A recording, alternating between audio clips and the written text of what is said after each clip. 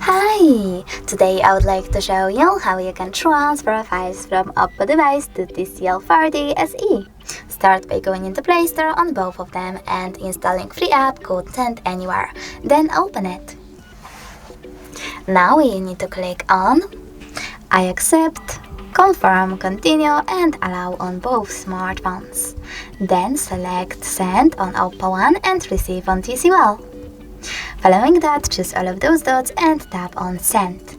This way you can select all of them and transfer later on. It will take a long time, so I will go with only one file, choose Send and click on Got it! Over here on TCL, select No Thanks and close this window. After that, as you can see, we have two ways to connect. We can scan this QR code by choosing this scanning icon on TCL, selecting while using the app or only this time in the pop-up and pointing our camera at the code. But we can also just input this key here and select Receive. Now after a couple of seconds, my photo was successfully sent. Thanks so much for watching. If you enjoyed this video, leave a like, comment and definitely subscribe. Bye!